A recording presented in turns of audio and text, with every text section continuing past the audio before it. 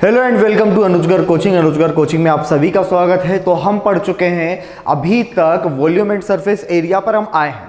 हम क्या पढ़ चुके हैं? हम क्षेत्रमिति का पहला पार्ट पढ़ चुके हैं जो कि 2D फिगर का होता है, जिसमें हमने क्या देखा भाई? एरिया देखा और पेरीमीटर देखा, मतलब क्षेत्रफल, और हमने परिमाप के बारे में देखा। आज उसी क्षेत्रमिति का सेकेंड पार्ट हम देखने वाले हैं भाई, दूसरा पार्ट। और दूसरे पार्ट में हम क्या पढ़ेंगे? आपके सामने volume and surface area. Volume को भाई हिंदी में बोलते हैं आयतन और इसको बोलते हैं पृष्ठीय क्षेत्रफल। फिर से मैं वही बात बोलूंगा आपसे कि सबसे पहला काम जो करेंगे वो हम करेंगे किस चीज पर भाई? वो हम करेंगे बेसिक टर्म पर काम करना स्टार्ट करेंगे। यदि आप पहली बार इस चैप्टर को पढ़ रहे हो तो इससे पहले जो चैप्टर है वो जरूर पढ़ लेना, क्योंकि इसको मैंने उससे कनेक्ट करके पढ़ाया हुआ है। और अगर पहली बार पढ़ रहे हो तो जरूर ध्यान जरा बोर्ड पर ही रखे रहने देना, आसपास में मत देखना, क्योंकि आज का जो लेक्चर है वो बहुत महत्वपूर्ण है। क्योंकि एडवांस मैथ्स के दो सबसे बड़े जो चैप्टर होते हैं वो क्षेत्रमिति से area perimeter and volume surface area होता है, जिसमें अलग अलग टाइप के क्वेश्चन पूछे जाते हैं। यहाँ पर फिगर्स अलग अलग होते हैं। अगर आपने एक बार फिगर्स को समझ लिया, आपने ये समझ लिया कि आयतन क्या होता है, पृष्ठीय क्षेत्रफल क्या होता है, तो वहां पर आपको सारी चीजें समझ में आ जाएंगी। तो ज्यादा बात ना करते हुए स्टार्ट करते हैं आज का लेक्चर। और क्या पढ़ेंगे? आज पढ़ेंगे वॉल्यूम एंड सरफेस एरिया के बारे में। तो दोस्तों, वॉल्यूम एंड सरफेस एरिया इस चैप्टर को स्टार्ट करने से पहले मैं आप लोगों को इन दोनों चीजों के बारे में समझा देता हूं कि आखिरकार वॉल्यूम यानी आयतन किस चीज को प्रदर्शित करता है और पृष्ठीय क्षेत्रफल किस चीज को प्रदर्शित करता है। तो भाई यहां पर मैं दो वर्ड लिख रहा हूं, आयतन और पृष्ठीय क्षेत्रफल। अब ये आयतन और पृष्ठीय क्षेत्रफल में क्षेत्रफल आपको समझा चुका हूं कि भाई क्षेत्रफल क्या होता है। जो चीज किसी चीज को, जो चीज स्थान जितना घेरती है उस चीज को, वो जो, जैसे एक आप मान लो ये पेन है, पेन को मैं कहीं पर रख दूं तो ये पेन जितना स्थान घेरेगा खुद को रखने के लिए, वो चीज इसका एरिया कहलाएगी। और अगर मैं आयतन की बात करूं तो मैंने दो वर्ड आपको बताए हुए, ध्यान से सुनना। मैंने दो वर्ड आपको बताए थे। एक वर्ड था भाई रखना और दूसरा था भरना। जब किसी चीज को रखने की बात आए तो हम बात करते हैं क्षेत्रफल की, लेकिन जब किसी चीज में भरने की बात आए तो हम बात करते हैं आयतन की, मतलब वॉल्यूम की। अब सीधा सा एक उदाहरण देता हूं। पानी की टंकी है। पानी की टंकी में यदि आप पानी की मात्रा अगर निकालोगे तो आप ये नहीं बोलोगे कि पानी का क्षेत्रफल क्या है, आप ये बोलोगे कि पानी का आयतन क्या है। भाई कितने आयतन का पानी उसमें भरा हुआ है।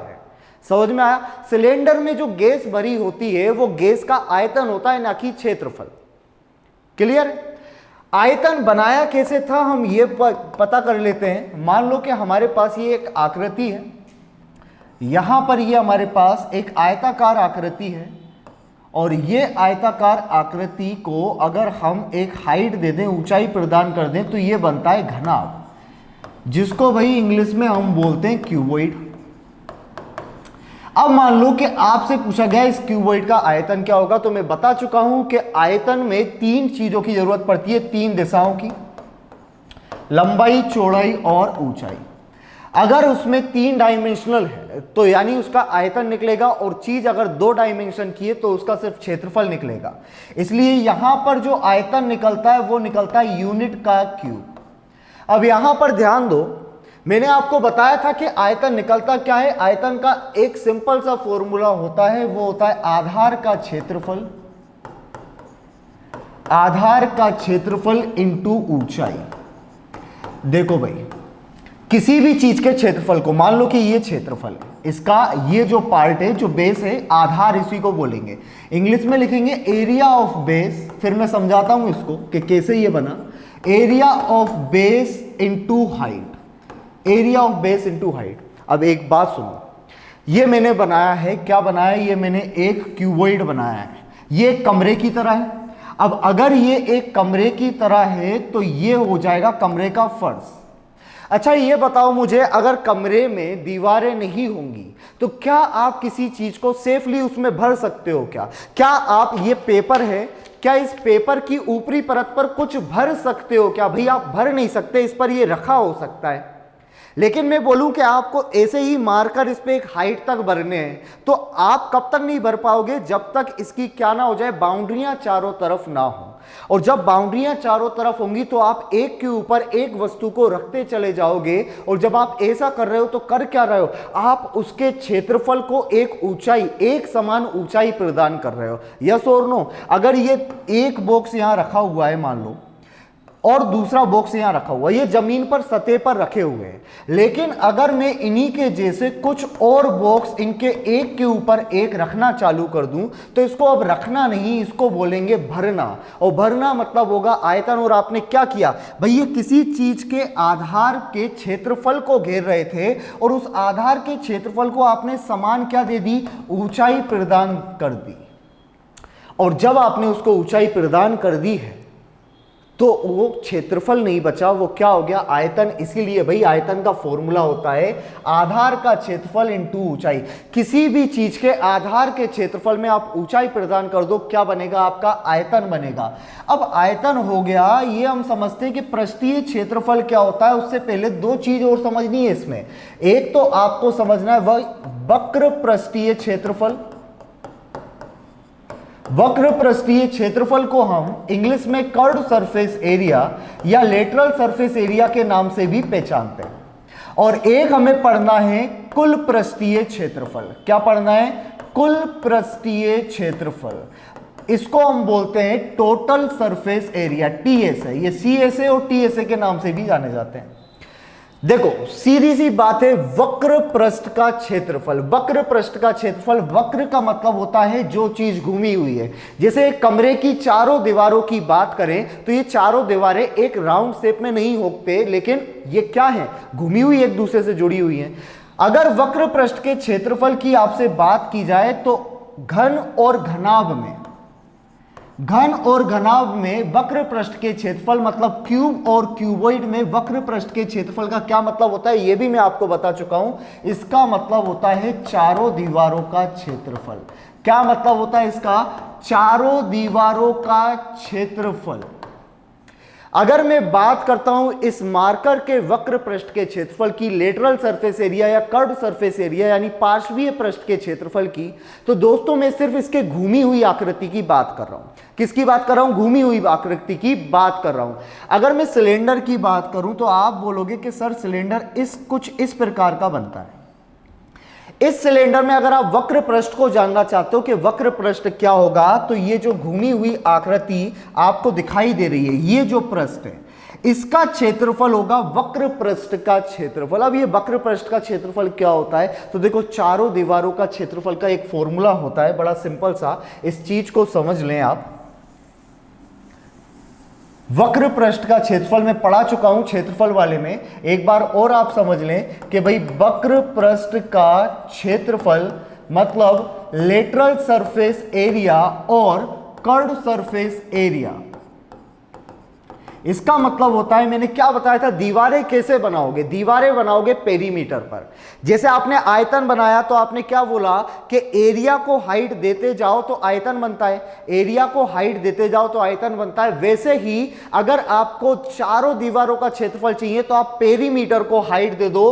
तो वक्र पृष्ठ का क्षेत्रफल होता है भाई, क्या होता है, आधार का परिमाप,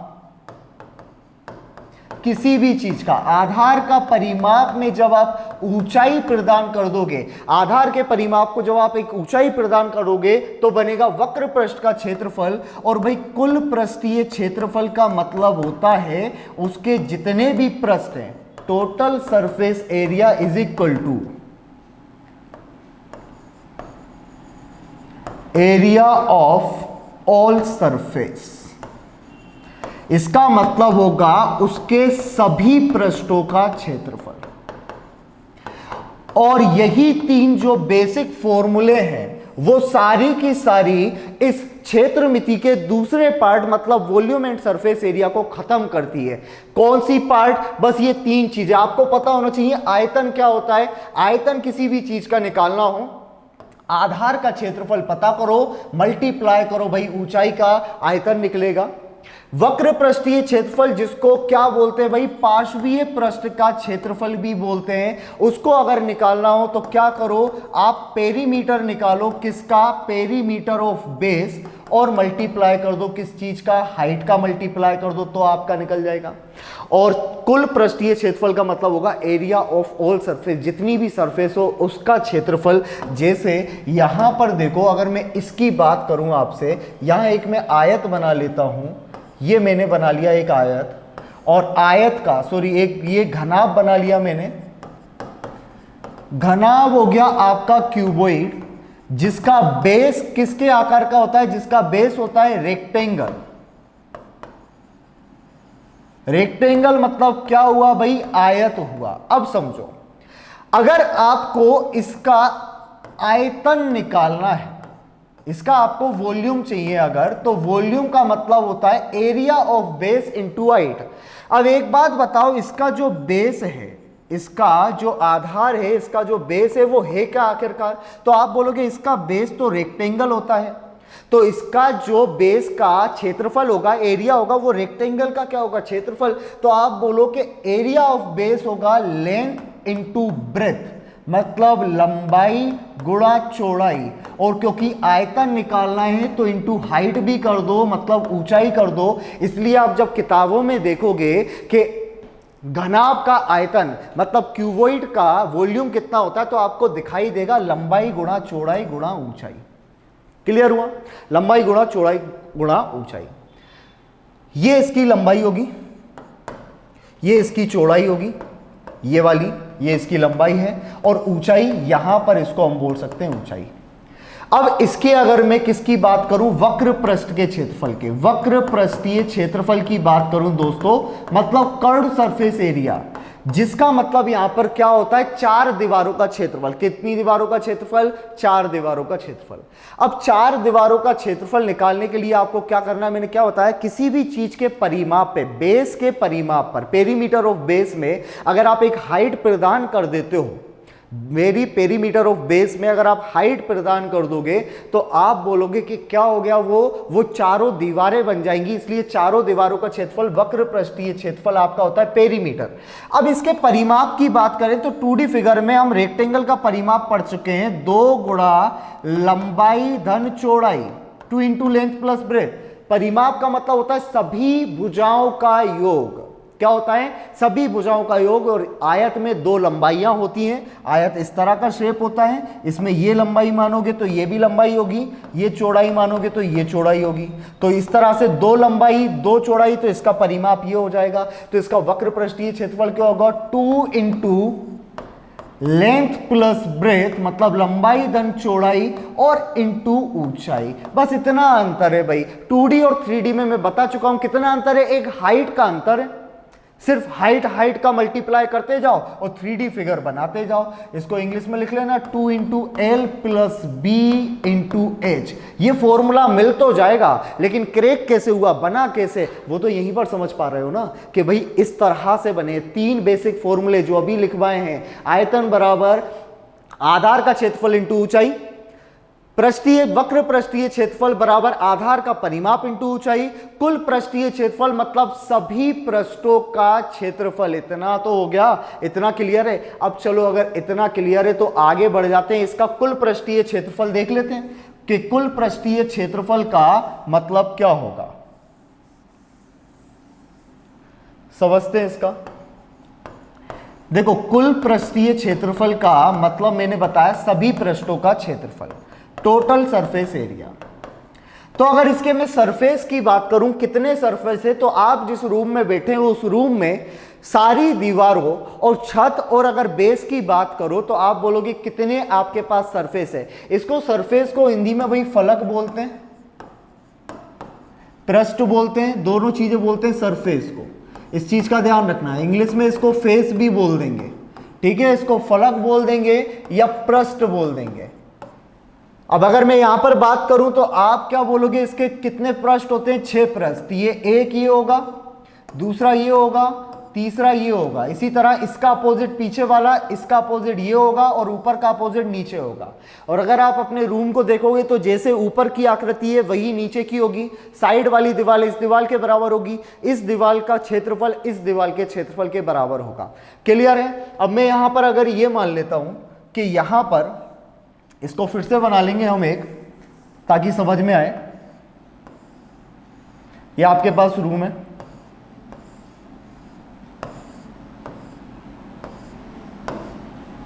इसको समझते हैं हम। तो ये आपके पास अगर रूम है तो आप क्या बोलोगे कि ये वाली जो है वो आपकी लंबाई हुई, ये जो है वो आपकी चौड़ाई हुई, ठीक है।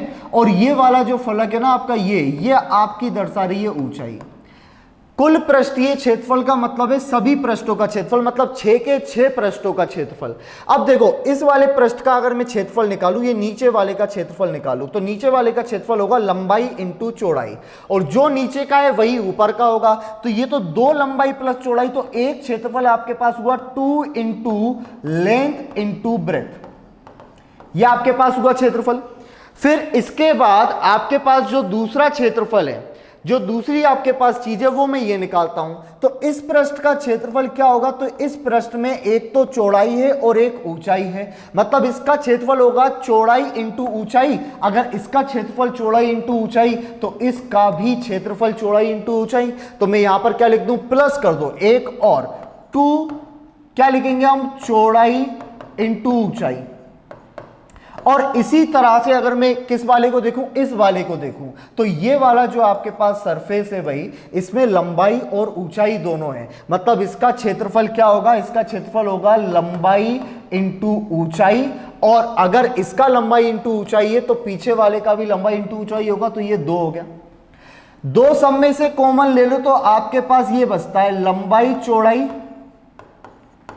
प्लस चौड़ाई ऊंचाई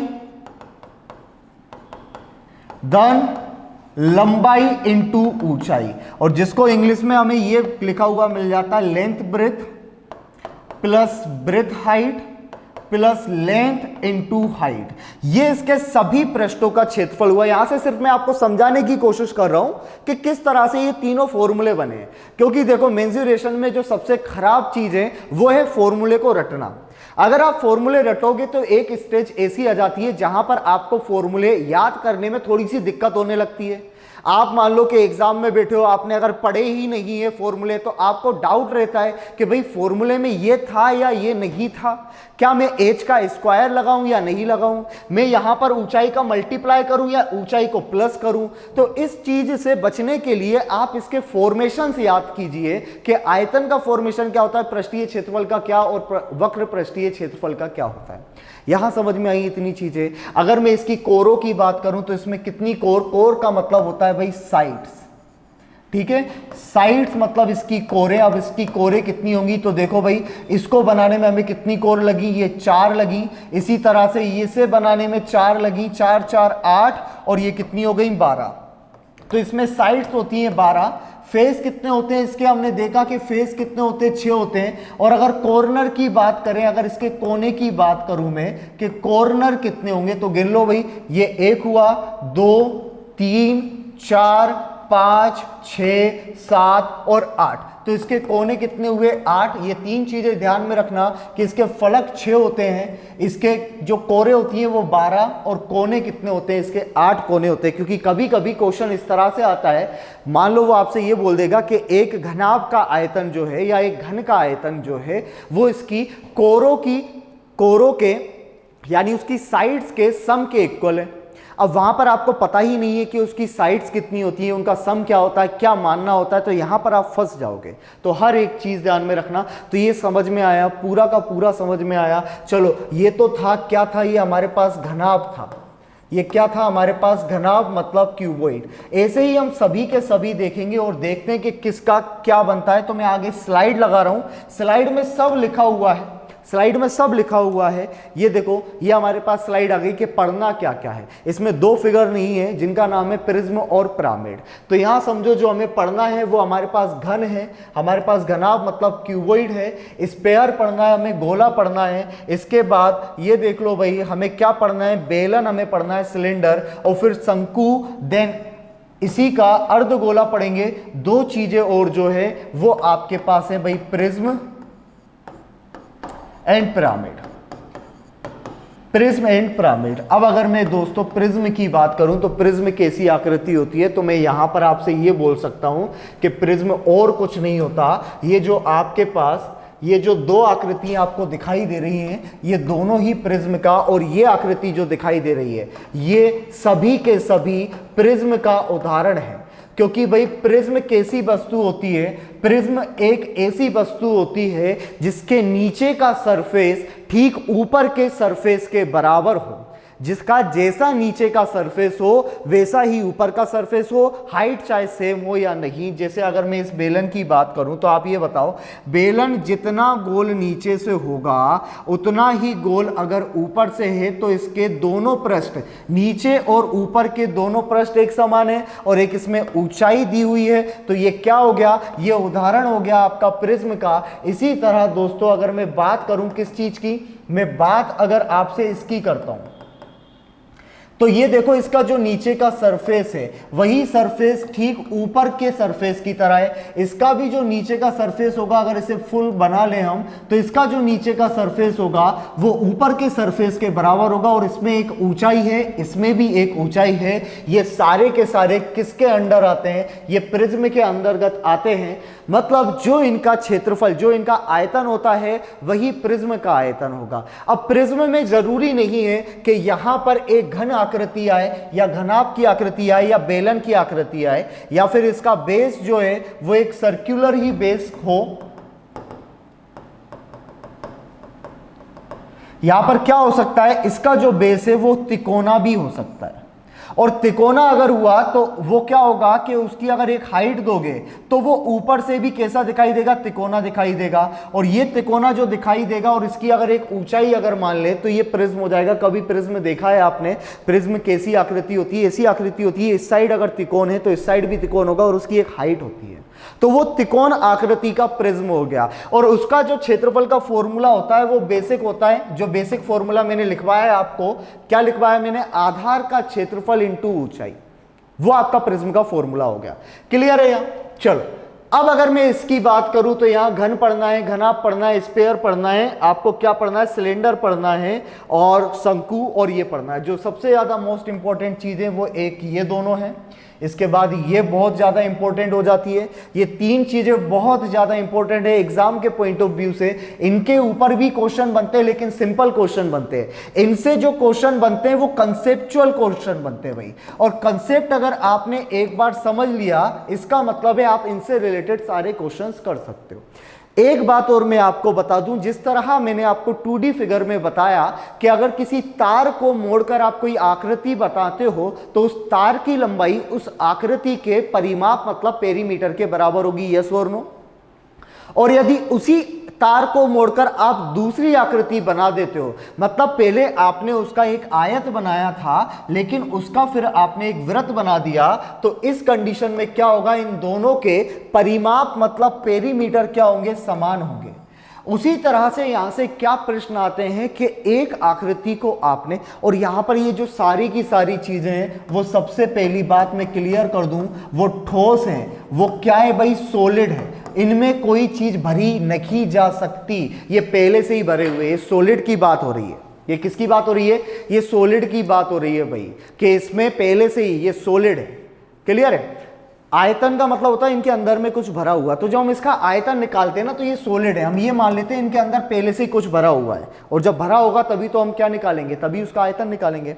तो अभी मैं क्या बोल रहा हूं, मान लो आपके पास एक ये क्यूब है, ये सॉलिड है, ये आपने किसी धातु से बनाया हुआ है, ये आपने किसी धातु से बनाया हुआ है क्यूब, लेकिन आपका इसको खेलते खेलते मन भर गया, आपने इसको गलाया, गर्म किया और आपने कौन सी आकृति बना दी, इससे आपने बेलन की आकृति बना दी। तो जितना आपके पास मटेरियल पहले था उतने ही मटेरियल का आपके पास एक सिलेंडर हो जाएगा। यानी दोनों में मटेरियल समान, मटेरियल समान मतलब आयतन समान। आप क्ले से कभी खेले हो यानी मिट्टी से, तो मिट्टी का मान लो आपने एक गोला बनाया है, अब गोले से आपका मन भर गया, आपने उसमें जमीन पर दे दे के उसका क्या बना दिया आपने, क्यूबॉइड, घनाभ की आकृति बना दी। क्या मिट्टी कम हो गई क्या, या मिट्टी ऐसे बढ़ जाएगी क्या? उसी मिट्टी को जितना भी तोड़ो मड़ोड़ो उसका आयतन कभी कम नहीं होगा। तो इसमें अगर क्वेश्चन कभी आपको मिलते हैं कि एक आकृति को गलाकर दूसरी आकृति में ढाला गया है, तो यहां पर ध्यान रखना कि उन दोनों आकृति के, मैं क्या बोल रहा हूं, उन दोनों आकृति के जो आयतन होंगे वो हमेशा समान होंगे। क्लियर है? फॉर्मूले की तरफ आगे बढ़ रहा हूं, इसको क्लियर कर लेते हैं। फॉर्मूले की तरफ आगे बढ़ रहा हूं भाई, ये इसके फॉर्मूले में समझते हैं कि कैसे बने फॉर्मूले। तो यहां वॉल्यूम लिखा हुआ है, हिंदी में लिख लेता हूं भाई, इसको बोलते हैं हम आयतन। अब आयतन क्यूबॉइड का length into breadth into height. अब ये हुआ कैसे, मैंने आपको बताया ना कि यहां पर आप आधार का क्षेत्रफल ले लो, तो आप बोलोगे आधार में एक रेक्टेंगल है जिसका क्षेत्रफल होता है लंबाई इंटू चौड़ाई। तो इसका फॉर्मूला लिख लेना भाई हिंदी में, लंबाई गुणा चौड़ाई गुणा ऊंचाई। ठीक है भाई, फॉर्मूले तो किसी भी बुक में मिल जाएंगे, लेकिन समझो के बने कैसे। अब इसके अगर हम सरफेस एरिया की बात करें तो देखो इसमें जो सरफेस एरिया है ना, ये टोटल सरफेस एरिया है। यहां पर टोटल सरफेस एरिया मतलब कुल पृष्ठीय क्षेत्रफल लिखा हुआ है, नोट करते चलना। कुल पृष्ठीय क्षेत्रफल मतलब सभी पृष्ठों का क्षेत्रफल हुआ। डायगोनल ऑफ द क्यूबॉइड मतलब यहां लिखा हुआ है घनाभ का विकर्ण। कोई जल्दी नहीं है, हमें कोई जल्दी नहीं है। देखो सीखने में कभी जल्दी नहीं करना चाहिए। आप सोचो कि अगले 5 मिनट में आप सारी चीजें सीख जाओ तो मैं सिखा सकता हूं, सिखा क्या सकता हूं, मैं आपको फॉर्मूले रटा सकता हूं, लेकिन उससे फायदा क्या हुआ, वो तो आप बुक से पढ़कर भी कर लेते ना। आपको चीजें वो सिखाई जा रही है, थोड़ा सा टाइम लगेगा। अब ऐसा नहीं है कि टाइम ना लगे और सारी चीजें सीख लें, टाइम तो लगेगा, चीजों को समझना पड़ेगा, क्योंकि एक बार बेसिक चीजें समझ में आ गई फिर तो हमारा काम हो गया। अब यहां पर समझो इसको, वॉल्यूम ऑफ क्यूबॉइड जो होता है वो length into breadth into height हो गया, सरफेस एरिया ये हो गया। घनाभ का विकर्ण होगा भाई, क्या होगा, लंबाई का स्क्वायर प्लस चौड़ाई का स्क्वायर प्लस ऊंचाई का स्क्वायर। अच्छा, अगर मैं आयत के विकर्ण की बात करूं तो आयत का विकर्ण सिर्फ हमने इतना पढ़ा है कि लंबाई का स्क्वायर प्लस क्या होता है, चौड़ाई का स्क्वायर का अंडर रूट। लेकिन यहां ऊंचाई बढ़ रही है। एक चीज यहां नहीं है, वो है कर्व्ड सरफेस एरिया। और कर्व्ड सरफेस एरिया हम देख चुके हैं, 2 into length plus breadth into height, मतलब 2 गुणा लंबाई प्लस चौड़ाई इंटू ऊंचाई। आपको इंग्लिश में भी आना चाहिए, हिंदी में भी आना चाहिए, दोनों चीजों में आना चाहिए आपको। तो ये चीज भी क्लियर हो गई आपकी कि कैसे बनाई है। चलो अब अगर मैं इसकी बात करूं तो क्यूबॉइड, यहां पर क्यूब है यहां पर, और क्यूब के बारे में क्या बोला जाता है कि भाई क्यूब मतलब घन।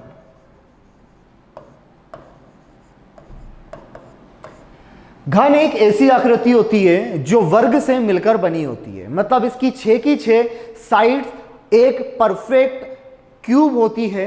परफेक्ट क्या होती है, हमारा परफेक्ट स्क्वायर होती है, मतलब एक पूर्ण वर्ग होता है।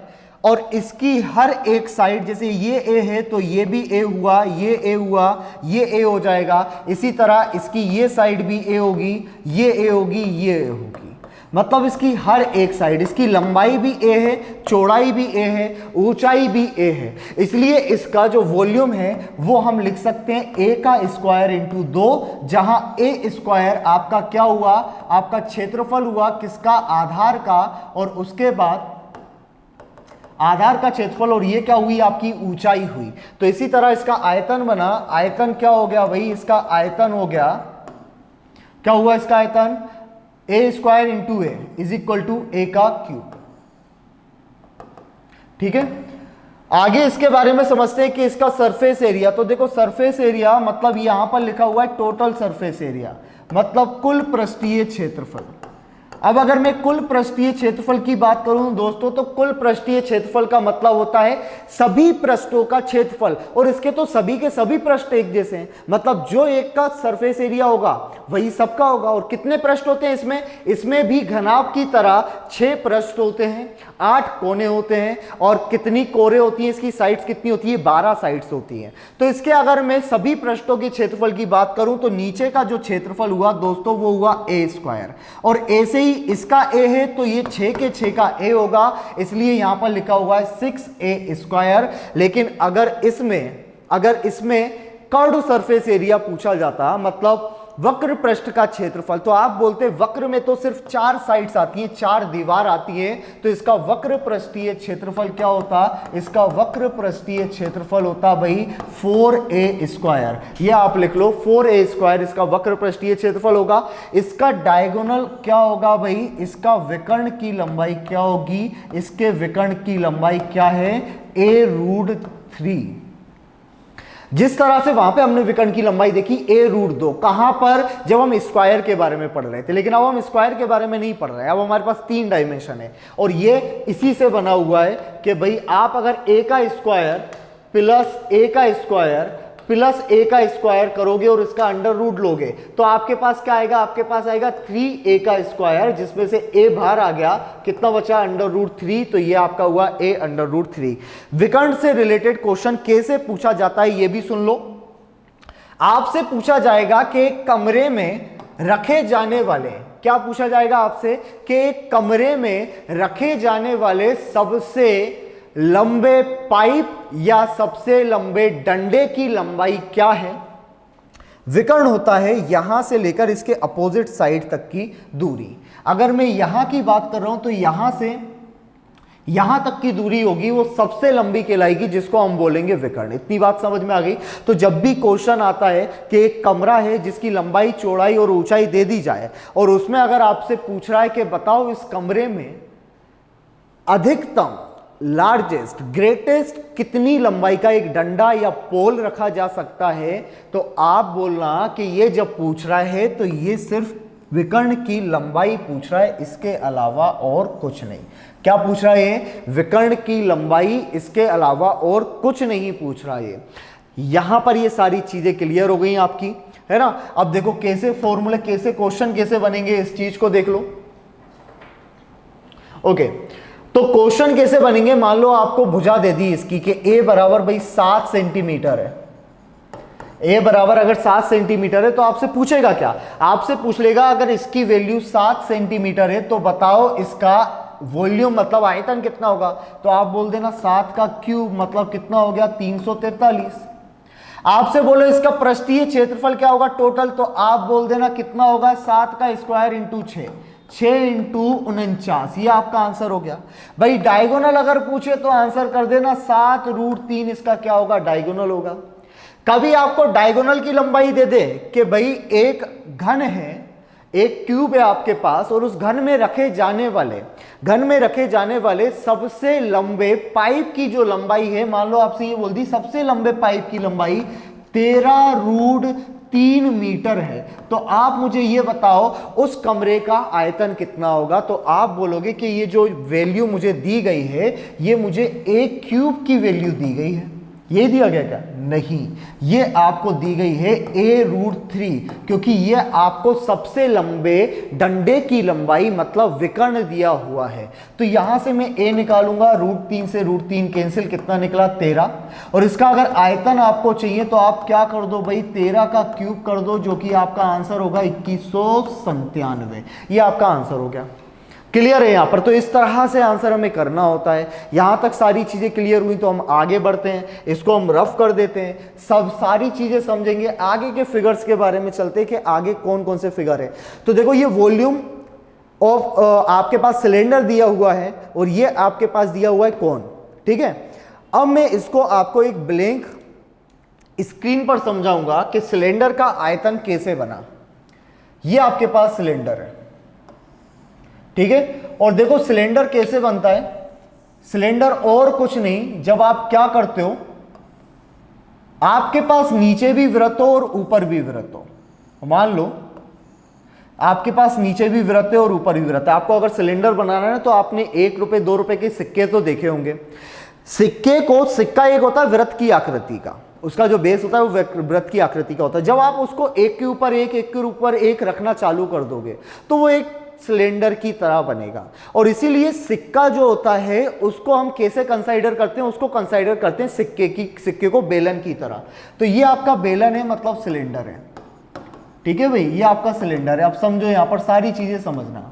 सबसे पहले इसकी तीनों चीजें हमें देखनी है। एक देखना है हमें इसका आयतन, आयतन के बाद इसका देखना हमें पृष्ठीय क्षेत्रफल, और ये पृष्ठीय क्षेत्रफल होगा वक्र पृष्ठीय क्षेत्रफल, और तीसरा हमें देखना है कुल पृष्ठीय क्षेत्रफल, volume, curved surface area and total surface area. ये तीन चीजें देखनी है बस, और इन तीन चीजों में हमारा काम हो जाएगा।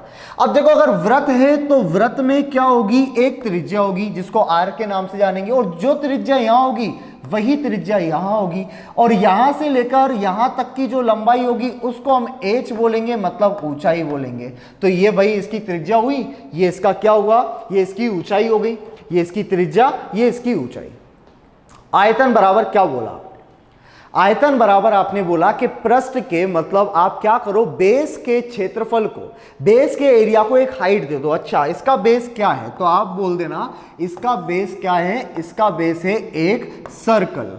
तो भाई सर्कल का आप ले लो एरिया पाई आर स्क्वायर, और ऐसे ही सर्कल के जो एरियाज हैं पाई आर स्क्वायर हैं उसको एच हाइट तक आप रिपीट करते जाओ, और जब आप एच हाइट तक रिपीट करोगे तो वो क्षेत्रफल बचा ही नहीं है, फिर तो वो आयतन बन गया। इसलिए इसका आयतन होता है पाई आर स्क्वायर एच।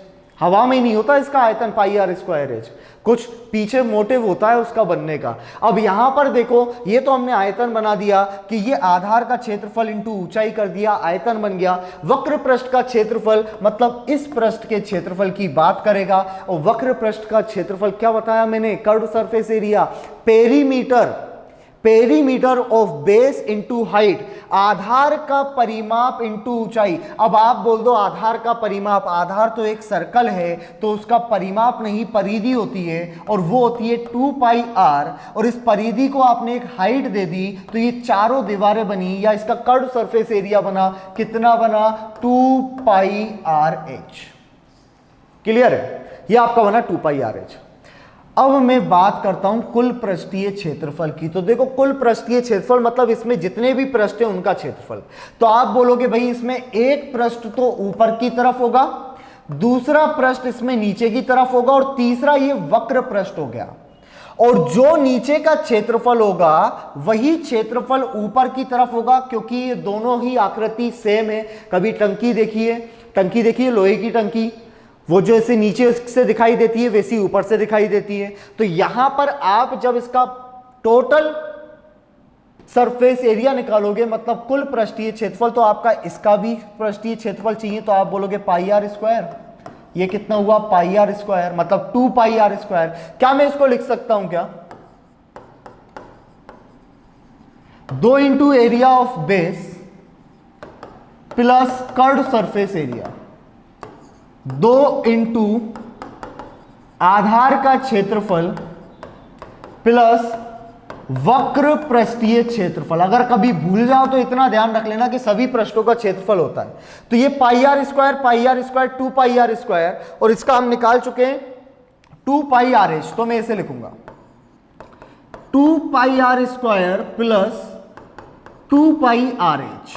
अब समझो कॉमन क्या आ रहा है, 2 पाई आर कॉमन आ रहा है, तो यहां 2 पाई आर में अगर कॉमन लूं तो यहां 2 आर थे तो 1 आर बचा, और ये बचा एच। तो इस तरह से ये इसका बनता है कुल पृष्ठीय क्षेत्रफल 2 pi r, r plus H. यहां 2 पाई आर जो आपके पास है, 2 पाई आर जो आपके पास है वो आपका कर्व्ड सरफेस एरिया भी है।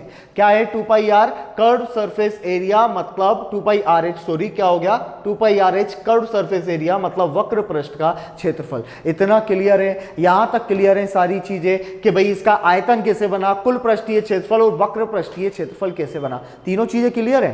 तो तीनों चीजें अगर क्लियर है ना, तो एक अब मैं आपको बहुत धांसू चीज बताने वाला हूं, उसके बारे में समझो, और उसी से क्वेश्चन जो आते हैं ना बड़े आसानी से सोल्व होते हैं। वो है formation of cone from a cylinder. मतलब क्या बोल रहा हूं मैं ये बोल रहा हूं कि एक बेलन से शंकु का निर्माण। अब बेलन से शंकु का निर्माण सर कैसे होगा, ऐसे होगा जैसे मैं बता रहा हूं। ये अभी आपके पास बेलन है, क्लियर है, ये आपके पास बेलन है, आपको बनाना है शंकु।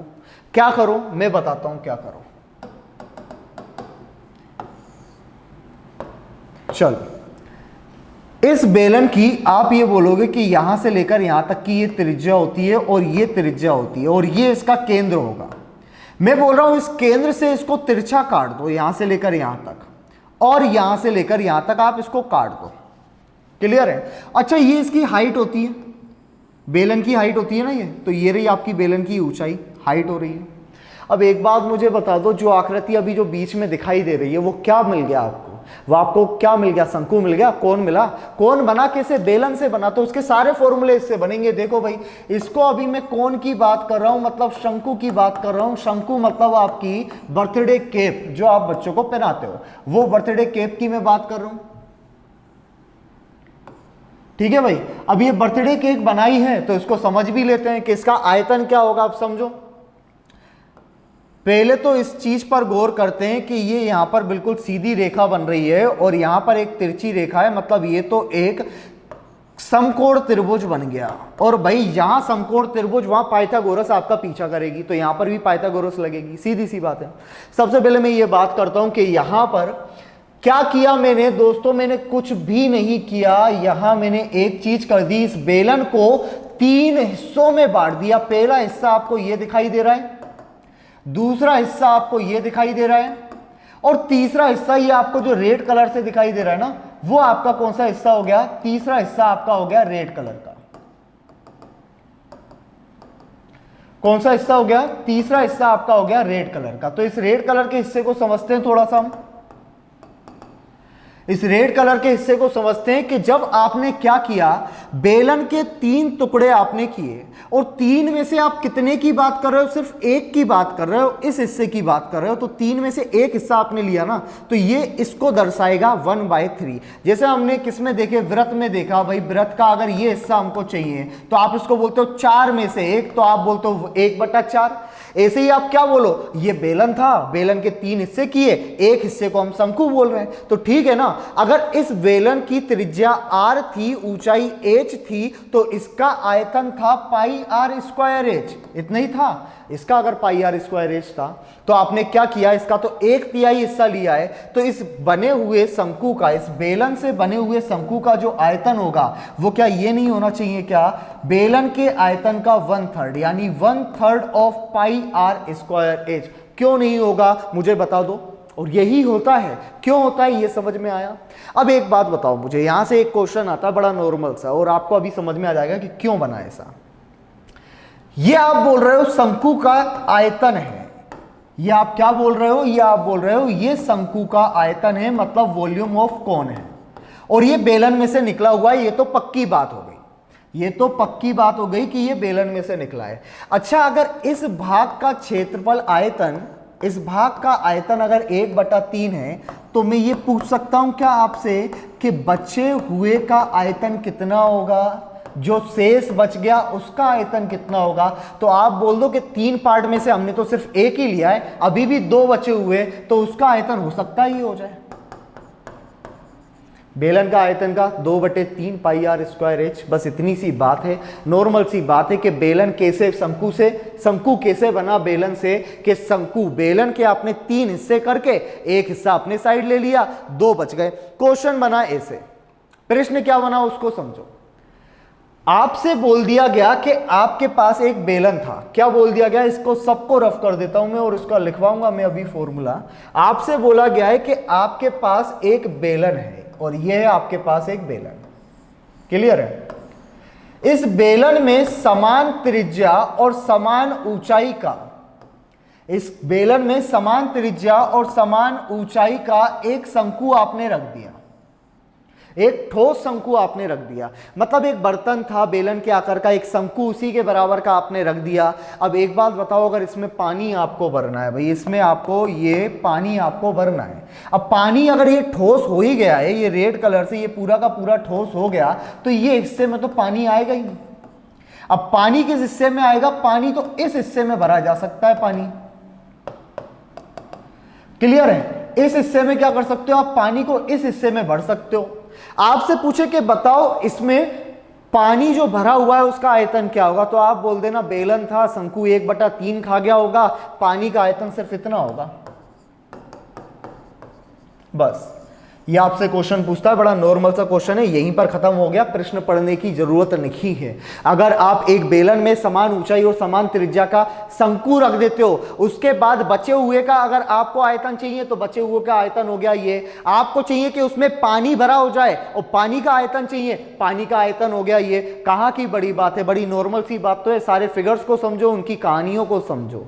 तो अभी मैं शंकु का आयतन रख रहा हूं कि भाई शंकु का आयतन क्या होता है, तो आप क्या बोलोगे, शंकु का आयतन होता है भाई, इसका वॉल्यूम कितना होता है, 1/3 ऑफ बेलन का आयतन, volume of cylinder, pi r square h. इसके अगर मैं किसकी बात करूं, अभी सिर्फ मैं इतना पोर्शन अगर ले लूं, यहां पर इसको समझ लेते हैं, हम इतने पोर्शन की बात कर रहे हैं ना अभी, तो इसको हम मिटा देते हैं, सिर्फ शंकु ही शंकु के बारे में समझ लेते हैं। समझो, ये आपके पास शंकु है, ठीक है, ये आपके पास भाई शंकु है।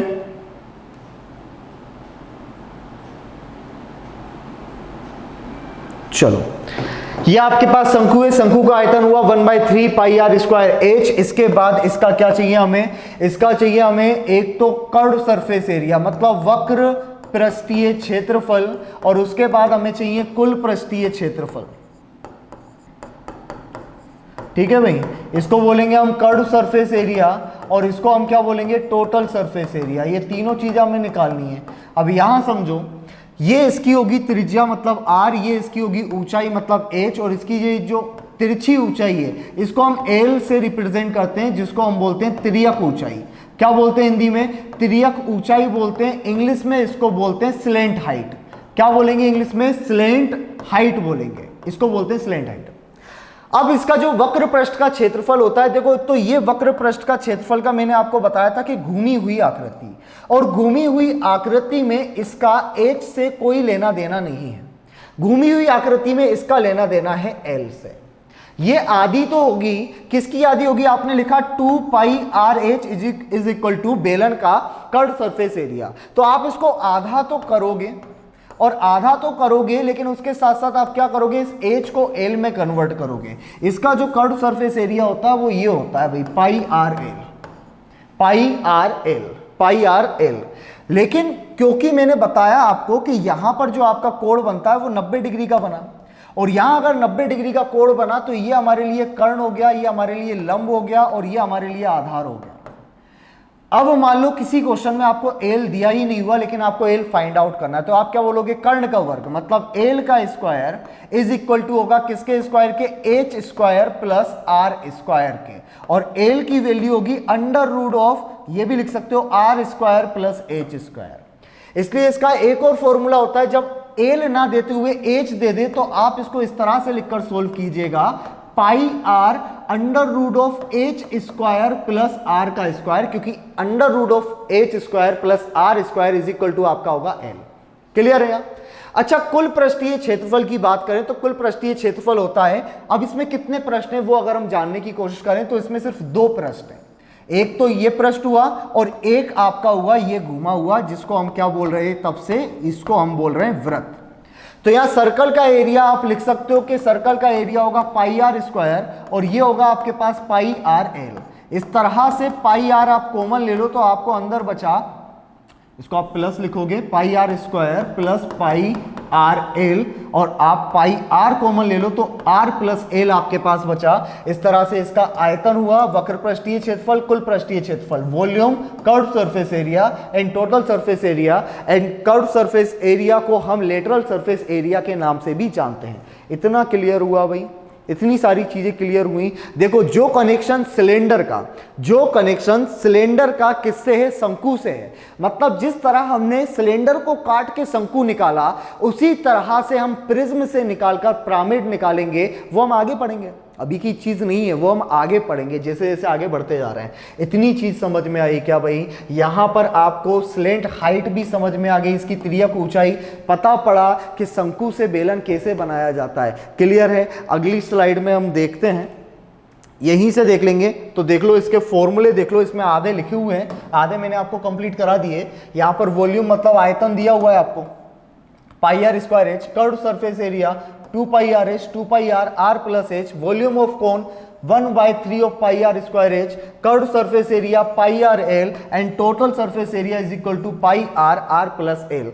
सबसे इंपॉर्टेंट चीज, कभी भी डिस्टर्ब मत होना, नंबर टाइप ऑफ क्वेश्चन बता रहा हूं। अगर ये आपके पास शंकु दिया हुआ है, यानी कोन की बात कर रहा है, अब कोन एक तंबू के जैसे होता है जहां पर टेंट लगते हैं। कभी आप बाहर पहाड़ियों पर घूमने गए तो इस प्रकार का तंबू आपको दिया जाएगा भाई बनाने, और ये तंबू अगर है तो एक बात बताओ, इस तंबू में आप कपड़ा किस तरफ लगाओगे? तो समझो इस चीज को, कपड़ा जो लगेगा भाई, जो कपड़ा लगेगा वो किस सरफेस पर लगेगा? वो इस सरफेस पर कपड़ा लगेगा, इस सरफेस पर मेटी लगेगी, इस पर लगेगा कपड़ा। तो यहां समझो, अगर आपको उस कपड़े का क्षेत्रफल पूछ रहा हो कि बताओ भाई कि इस शंकु के आकार का मुझे एक टेंट बनाना है, और ये जो शंकु के आकार का जो मुझे टेंट बनाना है उसमें लगने वाले कैनवास जिसको बोलते हैं, जो हम टेंट बनाते हैं उस कपड़े को कैनवास बोलते हैं। कैनवास कितना प्रयोग होगा, कितना एरिया कैनवास का लगेगा? इसका मतलब सीधा सी बात है कि वो आपसे कर्व सरफेस एरिया पूछ रहा है, मतलब पाई आर एल की वैल्यू पूछ रहा है। इतनी सी मनसा है उसकी कि कपड़े का क्षेत्रफल बताओ, मतलब कर्व सरफेस एरिया बताओ। क्लियर है? और अगर आपसे ये दे दे कि कपड़े का क्षेत्रफल इतना है, वो आपसे बोल दे कि उसमें लगने वाले कपड़े का क्षेत्रफल कैनवास का एरिया इतना है, मतलब वो आपको पाई आर एल की वैल्यू दे रहा है, और उसके अकॉर्डिंगली वो आपसे कुछ भी पूछ सकता है। R for radius, L for slant height. Clear है? यहां पर ये सारी चीजें क्लियर हुई। चलो तो अगली स्लाइड में हमें क्या देखना? अगली स्लाइड में इन दोनों के बारे में पढ़ना है। तो ये स्लाइड हम रफ कर देते हैं सारी, और अगली स्लाइड के बारे में जान लेते हैं। भाई अभी तक कोई डाउट हो तो पूछ लेना। क्या लिखा हुआ है? Volume of sphere. अब देखो वॉल्यूम ऑफ स्पेयर क्या होगा? ये वॉल्यूम स्पेयर है, स्पेयर गोला तवे पर, सॉरी, जब पटे पर रोटी रहती है तो रेती तो गोल है लेकिन रेती चपटी है, तो उसका होता है क्षेत्रफल। जब आप उसे गैस पर डाल दोगे तो वो फूल जाएगी, और वो फूल गई रोटी तो अब उसका हो गया आयतन, क्योंकि उसको एक हाइट मिल गई। फुटबॉल देखिए आपने, चारों तरफ से एक समान। देखो भाई यहां पर अगर मैं बात करूं तो ये इसकी जो रेडियस है, जो त्रिज्या है, इसी त्रिज्या को इसकी लंबाई मानते हैं। यही त्रिज्या इसकी चौड़ाई होती है और यही त्रिज्या इसकी ऊंचाई होती है, मतलब सब तरफ से आर, आर और आर। तो आयतन के लिए तो हमें 3 डायमेंशन चाहिए होती हैं, और इसमें तीनों की तीनों डायमेंशन जो है वो रेडियस है, मतलब त्रिज्या है। इसलिए यहां ये तो आ गया कि पाई के साथ आर क्यूब तो आ गया। सर ये 4/3 पाई क्या है? तो मैं आपको बता दूं, ये 4/3 पाई जो आप देख रहे हो ये कांस्टेंट वैल्यू है। ये क्या है? एक कांस्टेंट वैल्यू है जो किसी चीज को एक पूर्ण फुलाव में दर्शाती है। मतलब रोटी का भी आयतन निकालोगे ना, फूली हुई रोटी का, तो 4/3 तो वहां पर रहेगा। पाई किस लिए प्रयोग होता है? पाई प्रयोग होता है किसी चीज के घुमाव को दर्शाने के लिए, जहां जहां घुमा वहां वहां पाई। लेकिन 4/3 क्यों? क्योंकि ये इधर से तो फूल रही है। सर ये इधर से भी तो फूल रही है, यस और नो? तो इसमें तो ये 4 दिशाओं की तो 3 की बात होती है, तो 4 की बात कर रहा है। इसको तो 1 नंबर ज्यादा मिलना चाहिए 3 में से। वैसे हमने देखा अभी 1/3 निकला, 2/3 निकला, लेकिन यहाँ कितना निकल रहा है? यहाँ तो 3 दिशाओं में से चौथी दिशा भी आ रही है। ठीक है भाई, क्योंकि ये जितना ऊपर से फूल रही है उतना ही ये नीचे से फुलाव है। इसलिए 4/3 पाई एक नियतांक है, एक कांस्टेंट है जो किसी चीज को पूर्णतः फूला हुआ दर्शाता है। और यहां पर जो आर क्यूब है वो लंबाई इंटू चौड़ाई इंटू ऊंचाई है। इसीलिए यहां पर जो इसका वॉल्यूम हुआ स्पेयर का, मतलब गोले का आयतन, यहां लिख लेना, इसको हिंदी में क्या बोलते हैं भाई? गोला बोलते हैं। इसलिए जो गोले का आयतन होगा वो होगा 4/3 पाई आर क्यूब। इसके बाद अगर हम बात करें किस चीज की, क्या लिखा हुआ है? Total surface area. एक बात यहां क्लियर कर लेना कि एक टोटल सरफेस एरिया और एक कर्व सरफेस एरिया, मतलब वक्र पृष्ठ का क्षेत्रफल। गोले का टोटल और कर्व एक ही होता है, क्योंकि ये यहां पर सिर्फ एक ही सरफेस है। गोले के 2 सरफेस नहीं होते, एक ही है, पूरा घुमा हुआ है वो, और उसी को कर्व बोलेंगे और उसी को क्या बोलेंगे? टोटल बोलेंगे। यहां पर क्लियर है चीज? तो यहां पर इसका सरफेस क्या हुआ? तो हमने क्या बनाया? सरफेस हमने ये बनाया कि आप क्या करो भाई, इसका आप कर्व सरफेस एरिया या टोटल सरफेस एरिया चाहिए तो सभी का क्षेत्रफल चाहिए, और इसका कर्व सरफेस एरिया टोटल के बराबर है। हमने कर्व सरफेस एरिया पढ़ा है कि आप कुछ भी मत करो, उसके आधार के परिमाप में, उसके आधार के पेरीमीटर में आप ऊंचाई का मल्टीप्लाई कर दो। ठीक है भाई, ये इसका आधार है। बीच में इसका आधार होगा और ये आधार एक वृत्त है, ठीक है। और वृत्त का जो परिमाप होता है, परिधि होती है, वो होती है 2 पाई r। इतना भी ठीक है। अब 2 पाई r में आप ऊंचाई, तो इसकी ऊंचाई भी तो r ही होगी, वो आप मल्टीप्लाई कर दो r से, तो आप बोल दो सर ये हो गया 2 पाई r स्क्वायर। लेकिन यहां पर तो 4 पाई r स्क्वायर लिखा हुआ है, ऐसा क्यों? क्योंकि भाई ये अगर इसको आप बेस मानोगे तो ये तो सिर्फ आपने इसका कर्व सरफेस एरिया निकाला है, जितना ऊपर से है उतना ही तो नीचे से होगा, और जितना नीचे से है यानी ये दोगुना हो गया, मतलब कितना हुआ 4 पाई r स्क्वायर। इसलिए इसका टोटल सरफेस एरिया जो आएगा वो आएगा 4 पाई r स्क्वायर। इतना भी क्लियर हो गया भाई। अब ये रटना मत, ये समझ लो कि 4/3 पाई r क्यूब कैसे आया, 4 पाई r स्क्वायर कैसे आया। इसके बाद मैं अगली चीज पर चलता हूं, इसमें पढ़ने वाली और कोई बात नहीं है। इसकी ऊंचाई भी r है, इसकी लंबाई भी r है, और इसकी चौड़ाई भी क्या होगी, r ही होगी। इतना क्लियर है। वॉल्यूम ऑफ हेमिस्फेयर, हेमिस्फेयर को हम बोलते हैं हिंदी में अर्धगोला, मतलब गोले का आधा भाग। अब गोले का आधा भाग है, मतलब इसका बंटवारा कर दिया, बीच में से काट दिया, इसको ऊपर वाला भाग किसी और के हिस्से में गया, नीचे वाला भाग हमारे हिस्से में आ गया, ये रहा। यहां से लेकर यहां तक की जो लंबाई होगी इसकी, इसको बोलेंगे हम r फॉर रेडियस। क्या बोलेंगे इसको? रेडियस बोलेंगे, मतलब ये होगी त्रिज्या। यहां से लेकर यहां तक की लंबाई भी आप बोलोगे r होगी, त्रिज्या होगी।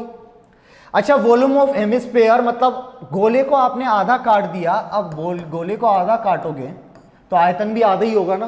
तो जिस तरह से इसका 4/3 पाई r क्यूब था, इसका क्या हुआ 2/3 पाई r क्यूब। इसको सही कर लेना, 2/3 पाई r क्यूब। h का तो कोई यहां पर है ही नहीं, h तो है ही नहीं, क्योंकि h भी आ रही है इसका। चलो कर्व सरफेस एरिया की बात करते हैं। अब इसमें कर्व सरफेस एरिया और टोटल सरफेस एरिया क्यों आए, इसमें वक्र पृष्ठ क्यों आया, और इसमें कुल पृष्ठीय क्षेत्रफल क्यों आया, उस चीज को समझो। क्योंकि इसमें दो पृष्ठ मुझे दिखाई दे रहे हैं, एक तो ये ऊपर का पृष्ठ है और एक ये घुमा हुआ पृष्ठ है। तो इसमें दो पृष्ठ हैं, इसलिए इसके दो पृष्ठीय क्षेत्रफल होंगे। वक्र पृष्ठीय क्षेत्रफल कर्व सरफेस एरिया मात्र इसके पूरे क्षेत्रफल का आधा हिस्सा इसका कर्व होगा। मतलब इसका अगर टोटल सरफेस एरिया 4 पाई r स्क्वायर, तो अभी बताया ना 2 पाई r स्क्वायर तो सिर्फ ऊपर वाले का है, तो कितना हुआ इसका 2 पाई r स्क्वायर। लेकिन अगर मैं कुल की बात करूं तो कुल में मैं ये बात करूंगा कि कुल में इसका भी क्या आएगा, एरिया आएगा।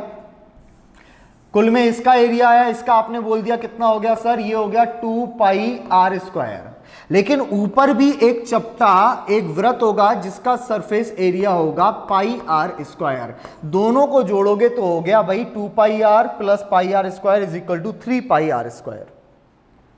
यहां तक ये सारी चीजें क्लियर है। होने को मैं ये सारे फॉर्मूले 5 मिनट में निपटा सकता था, लेकिन समझने वाली बात है भाई, क्षेत्रमिति आपने रट के पढ़ी तो क्या पढ़ी, एक बार समझो, किसी दूसरे को पढ़ाओगे उसको भी समझने में मजा आएगा, खुद भी पढ़ोगे 4 बार तो भी समझ में आएगा कि ये चीज फालतू में नहीं बनी, इनके पीछे कुछ ना कुछ मोटिव है जिससे ये चीजें बनाई गई हैं। अब देखो भाई, यहां पर ये सारी चीजें तो हो ही गई हैं, 2 चीजें और मैं आपको पढ़ा देता हूं। फ्रस्टम हम पढ़ेंगे बाद में, इसके बाद 2 चीज जो है वो मैं आपको पढ़ा रहा हूं, प्रिज्म एंड पिरामिड। चलो यहां समझो, एक तरफ हेडिंग डालना पहले तो प्रिज्म, कौन सी आकृति होती है प्रिज्म वो भी समझ लेते हैं। तो प्रिज्म वो आकृति होती है, प्रिज्म वो आकृति होती है जिसका नीचे का सरफेस इक्वल हो ऊपर के सरफेस के, और ये एक 3D आकृति होती है। मतलब सारे घन घनाभ एक क्या होंगे, सारे घन घनाभ और सिलेंडर एक प्रिज्म की तरह ही व्यवहार करते हैं। ये हमारे पास एक प्रिज्म है, ठीक है, ये हमारे पास प्रिज्म है। अब अगर मैं पिरामिड की आपसे बात करूं कि पिरामिड क्या हुआ, तो समझो, देखा हुआ है पिरामिड। जब भी आप पिरामिड की बात करोगे तो कोई ना कोई मूवी का सीन आपको याद आ जाएगा। यहां पर द मम्मी मूवी देखी होगी और उसमें पिरामिड को जिस तरह से दिखाई दिया होगा आपको, जिसकी 4 भुजाएं होंगी और ये जुड़ रहे होंगे आपस में, ये आपके पास क्या हो गया, ये आपके पास हो गया पिरामिड। इसको पिरामिड बोलते हैं, और इस चीज को जो ये आपके पास है इसको बोलते हैं प्रिज्म। अब ये पिरामिड और प्रिज्म में क्या हुआ, क्या अंतर है, देखो इसमें यही अंतर है कि इसका जो नीचे का सरफेस है ना, नीचे का सरफेस टोटल ऊपर के सरफेस के जैसा है। लेकिन इसमें क्या है, इसमें नीचे का जो सरफेस है वो कुछ भी हो, ऊपर का सरफेस हमेशा हमें तिकोना शेप में दिखाई देगा। ऊपर का सरफेस कैसा दिखाई देगा? तिकोने शेप में हमें सरफेस दिखाई देगा भाई। और अगर हमें ऊपर का सरफेस तिकोना दिखाई देगा तो आप फिर इससे कुछ अनुमान लगा सकते हो क्या? ये मेरे पास बेलन था, मैंने यहां से कुछ काट दिया था भाई, और ये जो शंकु बना था, ये जो शंकु बना था, ये कुछ उसी तरह से व्यवहार कर रहे हैं जैसे ये दोनों। तो यहां पर देखो भाई, अगर इसको मैं सेंटर लेकर, इसका अगर मैं सेंटर ले लूं और सेंटर से मैं इसको भी इसी तरह से काट दूं, आप कभी घर पे फुर्सत में हो तो इसको काट के देखना कि ये बचे हुए हिस्से कितने होंगे। तो 4 नहीं होंगे, 3 हिस्से इसके होंगे। 2 आपके पास इधर से कटेगा, इधर से कटेगा, 1 हिस्सा आपके पास बच जाएगा। टोटल बराबर हिस्सों की बात कर रहा हूं मैं, अलग अलग नहीं, बराबर हिस्सों की बात कर रहा हूं। कितने बराबर हिस्से निकलेंगे? 3 बराबर हिस्से निकलेंगे। मतलब आप एक प्रिज्म में से कितने पिरामिड निकाल सकते हो? 3 पिरामिड निकाल सकते हो। जिस तरह आप एक बेलन में से कितने शंकु निकाल सकते हो? 3 शंकु निकाल सकते हो, सेम टर्म है। तो इसका आयतन के बारे में देख लेते हैं कि इसका आयतन क्या होगा, फॉर्मूले क्या होंगे इसके आयतन के। समझो भाई, जल्दी से नोट करना, बड़े नॉर्मल से फॉर्मूले हैं, जो बेसिक फॉर्मूले जो हैं वो इन्हीं को देखकर बनाए गए हैं। तो यहां पर मैं प्रिज्म के बारे में लिख रहा हूं। प्रिज्म जब भी आए, प्रिज्म का जो आयतन होता है, जो उसका वॉल्यूम होता है भाई, वॉल्यूम होता है आधार का क्षेत्रफल इंटू ऊंचाई। आधार का क्षेत्रफल इंटू ऊंचाई। लिख लो area of base into height. Area of base into height, ये हो गया। इसके बाद इसकी किसकी बात करें हम? वक्र पृष्ठीय क्षेत्रफल की बात करें, या अभी हम बात कर लेते हैं इसके कुल पृष्ठीय। चलो वक्र पृष्ठीय क्षेत्रफल की बात करते हैं। वक्र पृष्ठीय क्षेत्रफल, तो इसका वक्र पृष्ठीय क्षेत्रफल भाई ये होता है आधार का परिमाप इंटू ऊंचाई। आधार का परिमाप इंटू ऊंचाई। Perimeter of base into height. Perimeter of base into height. इसके बाद इसका कुल पृष्ठीय क्षेत्रफल लिखो। कुल पृष्ठीय क्षेत्रफल मतलब total surface area. Total surface area, ये आपका कौन सा था? Curved surface area. Total surface area मतलब नीचे और ऊपर, जो नीचे का भाग होगा वही ऊपर का भाग होगा। इसका मतलब हो गया 2 गुणा आधार का क्षेत्रफल, इसमें मैं प्लस कर दूंगा वक्र पृष्ठ का क्षेत्रफल। क्या प्लस करना है इसमें? प्लस करना है वक्र पृष्ठ का क्षेत्रफल। तो आपका टोटल सरफेस एरिया बनेगा। तो ये तीनों चीजें पढ़नी है, तीनों चीजें हमारे सामने हैं। क्लियर हुआ यहां पर? अब यहां पर क्वेश्चन देखो, ये हो सकता है कि ये क्यूब हो, ये क्यूबॉइड भी हो सकता है बेस, ये एक सर्कल भी हो सकता है, और यहां पर एक ट्राइंगल भी हो सकता है। क्या हो सकता है? अभी एक ट्राइंगल हो सकता है। एक एग्जांपल ले लेते हैं ट्राइंगल से। मान लो कि हमारे पास कोई प्रिज्म है जिसका जो बेस है वो एक ट्राइंगल है। इसी को रफ कर देता हूं मैं। उसका जो बेस है वो एक इक्विलैटरल ट्राइंगल है, मतलब समबाहु त्रिभुज उसका। ये हम बना लेते हैं, ये हो गया। ठीक है भाई, ये हम मान लेते हैं कि ये हमारे पास एक प्रिज्म है। ये जो प्रिज्म है, इसके जो नीचे का हिस्सा है, जो आधार है, इसका जो बेस है, वो बेस हमसे बोला जा रहा है कि कैसा है बेस? एक समबाहु त्रिभुज है।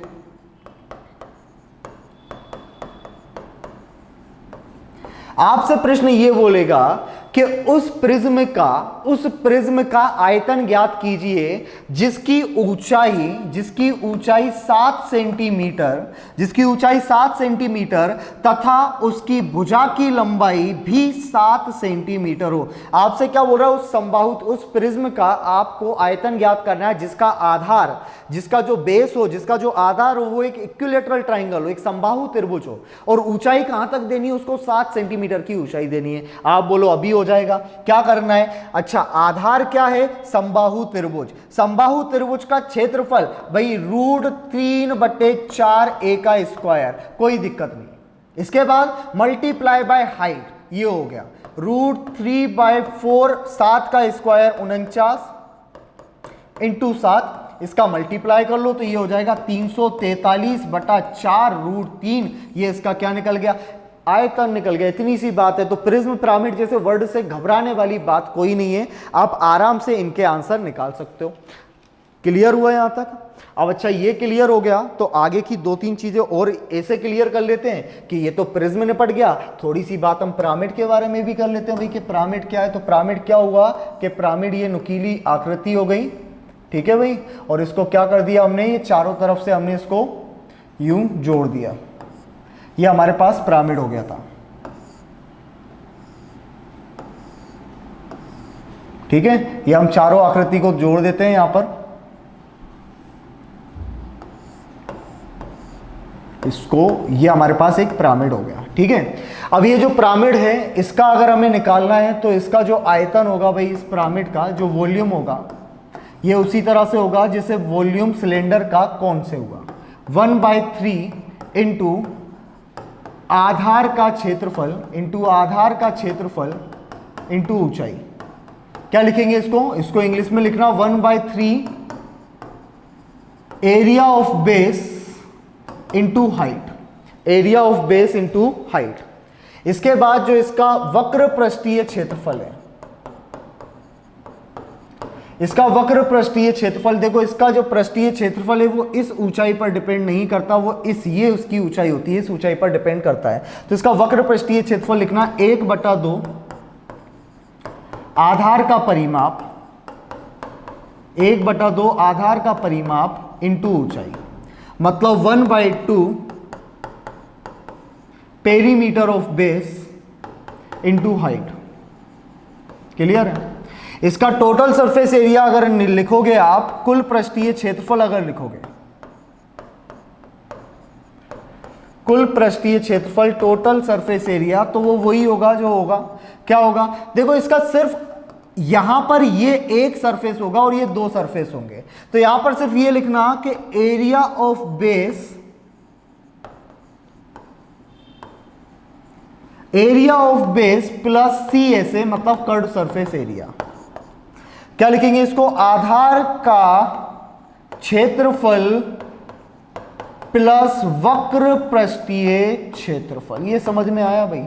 इतनी बातें क्लियर है यहां तक? अभी मैंने खोखली चीजों के बारे में आपको बताया नहीं है कि खोखली चीजें जब होंगी तो क्या क्या हो सकता है। अभी सिर्फ मैंने आपको ठोस के बारे में बताया भाई कि ये ठोस आकृति की सारी चीजें, यहां तक समझ में आया सारी चीजें। मैं कुछ क्वेश्चन से ले लेता हूं और देखते हैं उन क्वेश्चन को हम सोल्व कर सकते हैं या नहीं। एक बार सभी को रिपीट कर लेंगे, हम रिवाइज कर लेंगे कि किस तरह से क्या चीज हमने बनाई थी और कैसे उनके आंसर आएंगे। तो यहां पर हमें ये सारी चीजें हमने पढ़ ली है, क्यूब पढ़ लिया, क्यूबॉइड पढ़ लिया, स्फीयर पढ़ लिया, सिलेंडर पढ़ लिया, शंकु, हेमिस्फीयर, इसके साथ 2 आकृति हमने पढ़ी है, वो है प्रिज्म और पिरामिड। इस तरह से हमने 8 आकृति आज कंप्लीट की हैं, 8 आकृति कंप्लीट किए। उसके बाद इनके फॉर्मूले देख लिए हमने कि फॉर्मूले क्या होंगे भाई। तो देख लो फॉर्मूले क्या लिखवाए मैंने, वॉल्यूम ऑफ क्यूबॉइड क्या होता है, लंबाई इंटू चौड़ाई इंटू ऊंचाई। इसके बाद क्या हुआ, इसका surface area 2 × LB + BH + LH। इस तरह से ये सारे के सारे आपको याद करने, समझ के याद करने। 2 चीजें जो इंपॉर्टेंट बताई हैं वो बेलन से शंकु का कनेक्शन बताया है,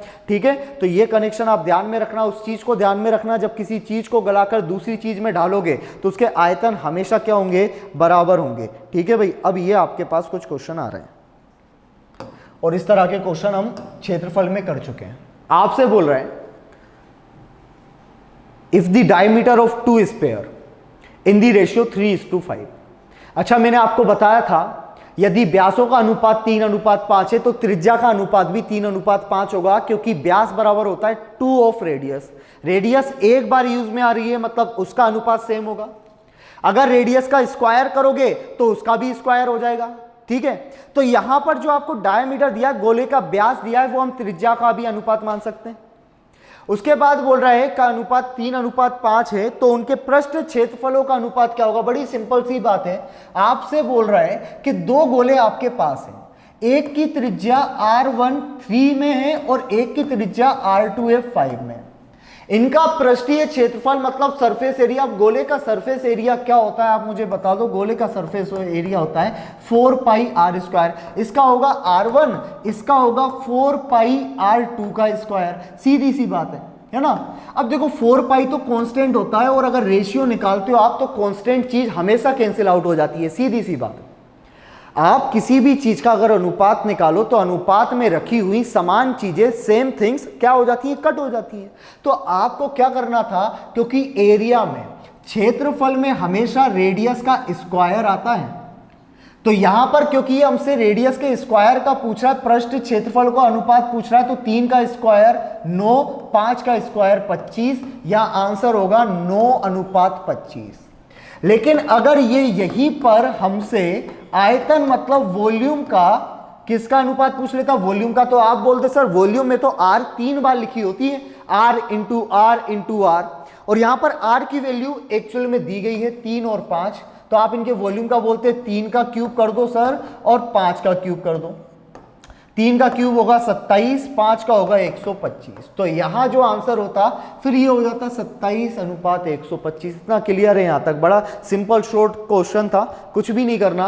अगर आर की रेडियस की आपको चीज दी है, तो अगर क्षेत्रफल दिया है तो उसको मैं पहले भी समझा चुका हूं, क्षेत्रफल में आर लगता है 2 बार, वो भी स्क्वायर, तो जो अनुपात दिया है उसका स्क्वायर आंसर होगा।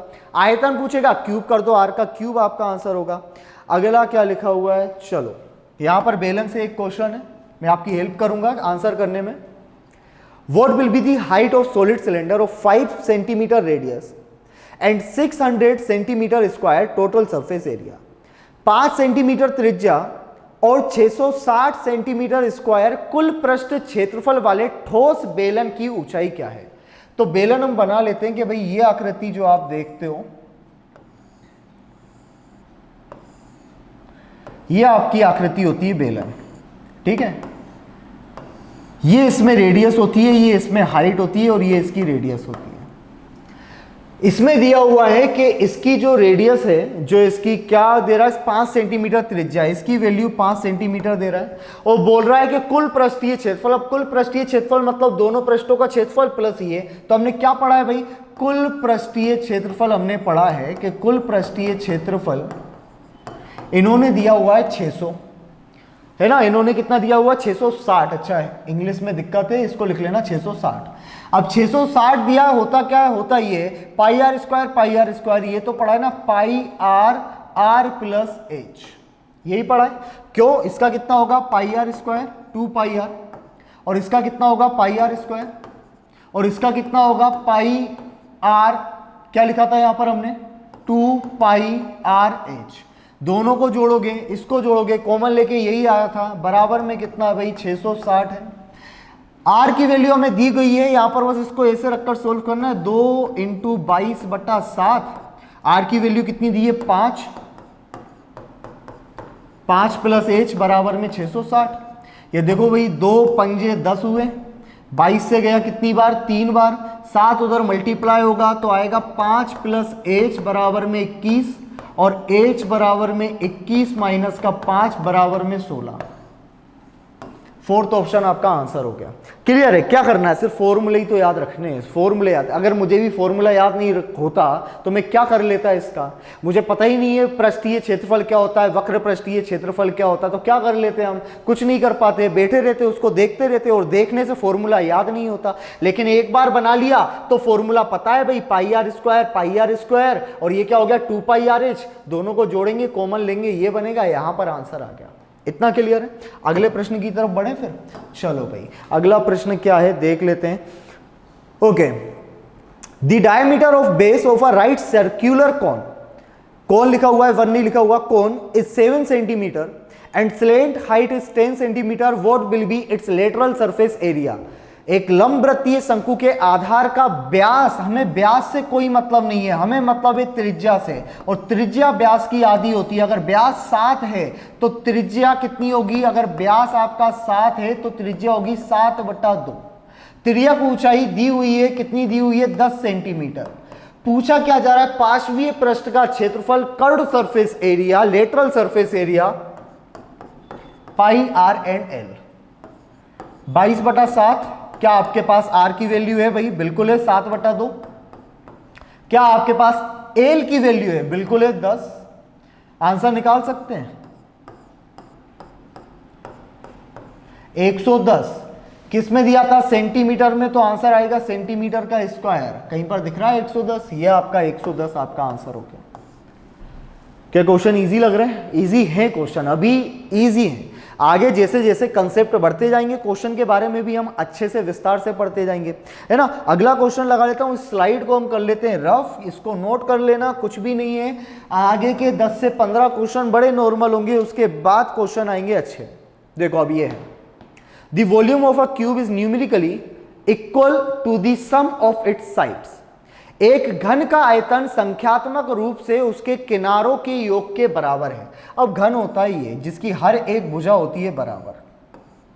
घन की हर एक भुजा क्या होती है भाई? बराबर होती है घन की एक भुजा। इसमें कितने क्या बोल रहा है कि उसका जो आयतन है, यानी जो ए क्यूब इसका आयतन होता है, तो ए क्यूब उसके किनारों के योग के बराबर है, is numerically equal to the sum of its sides. इसकी साइड्स कितनी बताई थी? इसकी साइड्स 12 बताई थी ना, 1 2 3 4, 4 पीछे की 8, 2 ऊपर 2 नीचे 12। और इसकी हर साइड को अगर ए मानोगे तो इसकी सभी साइड्स का सम हुआ भाई 12a, 12a हुआ।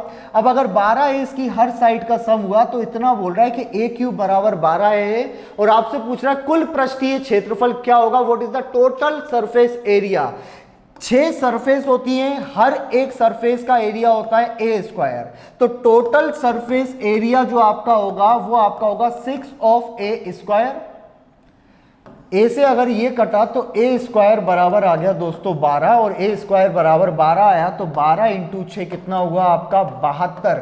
मतलब आपका ये वाला जो है ऑप्शन वो आपका आंसर हो गया 72। इतना क्लियर है? जो वो बोल रहा है आंखें बंद करो, वैसे का वैसा सोचो, वैसा ही करो, आंसर आपके सामने होगा। घन का आयतन ए क्यूब इसके किनारों के योग के बराबर is numerically equal to the sum of its sides is equal to 12a, where a square is equal to 12 and total surface area होता है 6a square। कुल पृष्ठीय क्षेत्रफल, तो a स्क्वायर की हम वैल्यू फाइंड आउट कर चुके हैं, 12 इंटू 6 मतलब 72। इतना आपका आंसर हो गया। आई होप कि यहाँ तक की चीजें आपको आराम से समझ में आ रही हो कि मैं कर क्या रहा हूँ। एक बार फॉर्मूले याद कर लेना तो आपको भी दिक्कत नहीं आएगी, ठीक है।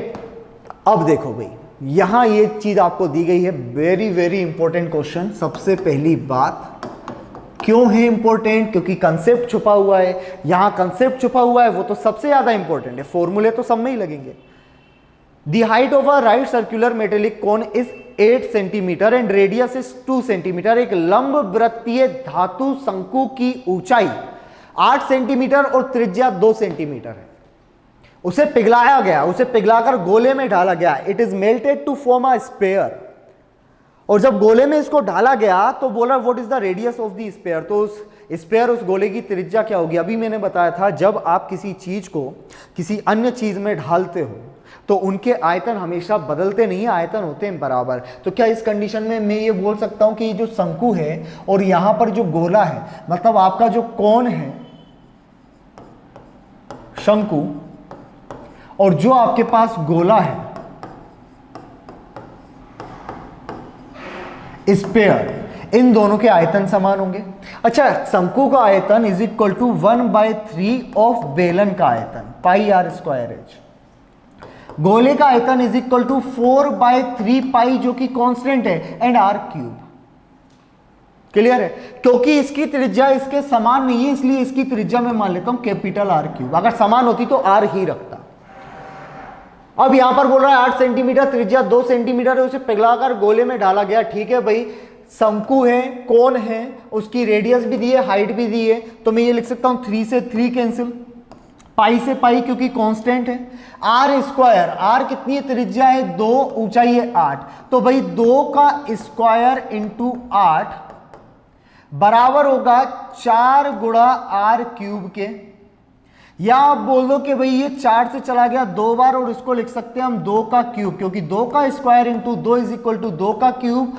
आर का क्यूब ये बराबर लगा हुआ है, 2 का क्यूब बराबर में आर का क्यूब, क्यूब से क्यूब कैंसिल, आर बराबर कितना आ गया 2, और आर बराबर 2 जो आपसे पूछा गया था, ये इसकी त्रिज्या आ गई। आप ये बोल सकते थे कि सर इसकी त्रिज्या तो इसी के समान आई है, ऐसा क्यों? भाई ऐसा कोइंसिडेंट है, ऐसा नहीं है कि अगर इसकी त्रिज्या 2 है तो उसकी त्रिज्या 2 आएगी, इसकी 7 है तो इसकी 7 आएगी। अगर मैं यहाँ पर 7 रख देता तो क्या यहाँ पर 7 ही आता क्या?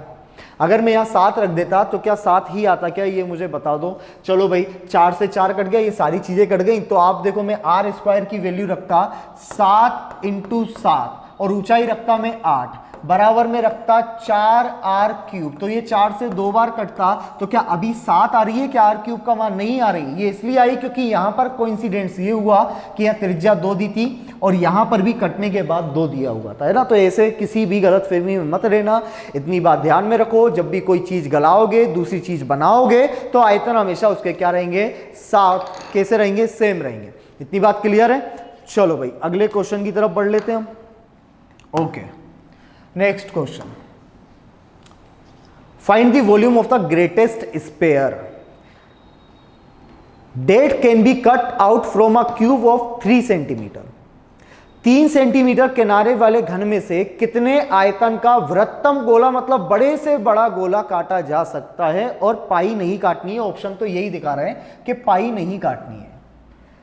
ये वाली कंडीशन याद है आपको, जब हमने 2 डायमेंशनल फिगर में हमने एक स्क्वायर में से एक वृत्त काटा था और हम बोल रहे थे अगर इस स्क्वायर की साइड अगर ए हो तो वृत्त की जो भुजा होती है वो a/2 होती है।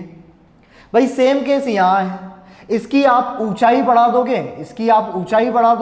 और ऊंचाई बढ़ाने के बाद आप इसमें क्या रख सकते हो? अगर इसकी ऊंचाई बढ़ जाएगी तो इसकी भी ऊंचाई बढ़ सकती है। ये जो अभी यहां था ये अभी बीचों बीच रखा हो सकता है, वो भी घूमी हुई आकृति का, और होगा यही अगर इसकी साइड ए होगी तो इसकी त्रिज्या होगी a/2। क्लियर है? जैसा वहां पर था वैसा ही यहां पर है। तो यहां पर भी क्या होगा? यहां पर बोला गया है कि 3 सेंटीमीटर का एक घन है। तो मैं घन को अभी 2D डायमेंशनल में आपको दर्शा रहा हूं कि ये अगर 3 हुआ, इसमें अगर आप कोई एक गोला या फिर एक वृत्त रखते हो तो उसकी जो त्रिज्या है वो 3/2 हो जाएगी। और आपको यही पता करना है कि 3/2 सेंटीमीटर रेडियस वाले गोले का आयतन आपको ज्ञात करना है, क्योंकि इसमें इससे ज्यादा बड़ा गोला बिल्कुल नहीं बिठाला जा सकता। तो आप बोल दो भाई गोले का आयतन होता है 4/3 पाई r का क्यूब। 4/3 पाई नहीं काटना, r का क्यूब मतलब 3/2 का क्यूब। अब 3 का क्यूब कितना होता है? 27। 2 का क्यूब कितना होता है? 8। और ये रहा पाई। कितनी बार गया? 9 बार। 4 से कितनी बार गया? 2 बार। 9 का आधा होता है 4.5। तो आंसर आया 4.5 cube centimetre. Option number 3, 4.5 cube centimetre, पाई सेंटीमीटर। इतना समझ में आया कि क्या किया है मैंने? नॉर्मल से ही क्वेश्चन होते हैं, इतने बड़े क्वेश्चन नहीं होते। आप सोचो कि पता नहीं क्या आता होगा इनमें, तो ऐसा कुछ नहीं आता, बड़े नॉर्मल से क्वेश्चन आते हैं। सारी चीजों को समझो, इसको नोट करो जल्दी से। क्या किया मैंने एक बार और रिपीट कर देता हूं। ये जो वृत्त था, जो एक वर्ग था, सॉरी घन था, इसकी हर एक भुजा 3 सेंटीमीटर थी और इसके अंदर अगर आप एक वृत्त बिठा लोगे या एक गोला आप अगर बिठाते हो तो गोले की जो त्रिज्या होगी r बराबर a/2 होता है। ये हम देख चुके थे 2D फिगर में, वो 3D फिगर के लिए भी अप्लाई करेगा। या हमें त्रिज्या मिल गई और त्रिज्या अगर मिली है तो हम सारी चीजें निकाल सकते हैं, वो भी आराम से। क्लियर है भाई? अगले पर ओके, यहां देखो इस वाले क्वेश्चन को समझ लेते हैं। बहुत अच्छा क्वेश्चन है और कंसेप्चुअली क्वेश्चन है। लिखा हुआ है, मान लीजिए वृत्तम संभव लंबवृत्तीय शंकु और वृत्तम संभव गोला दो समान लंबाई के घनों के बीच स्थापित है। वो ये बोल रहे हैं कि 2 आपके पास घन हैं और इन 2 घनों में बड़े से बड़े, दोनों समान लंबाई के घन हैं और इन दोनों घन में बड़े से बड़ा एक शंकु रखा गया है, ठीक है, और एक बड़े से बड़ा क्या रखा गया है? गोला रखा गया है। बड़े से बड़ा शंकु रखा गया है और बड़े से बड़ा गोला रखा गया है। आपसे बोल रहे हैं कि 2 cubes with similar sides, let C and S be the volume of the cone and sphere respectively। यहां पर वॉल्यूम शंकु का C से दर्शाया गया है और वॉल्यूम मतलब आयतन गोले का S से दर्शाया गया, क्योंकि S मतलब स्फीयर। तो आपसे बोला अगर ऐसा कुछ होता है तो हमें यह बताइए then which of the following is true, इनमें से कौन सी चीज सही होगी। यहां पर लिखा हुआ है c बराबर 2s। देखो c बराबर 2s का मतलब क्या है, c बराबर 2s का मतलब ये है कि दो गोले का आयतन मिलाओ, दो गोले का आयतन मिलाओ तब एक शंकु बनेगा, ये ऐसा बोल रहा है। उसके लिए हम यहां पर देखते हैं। आप मुझे एक बात बताओ कि आयतन जिसका जितना ज्यादा होगा जगह उतनी वो ज्यादा घेरेगा, सीधी सी बात है।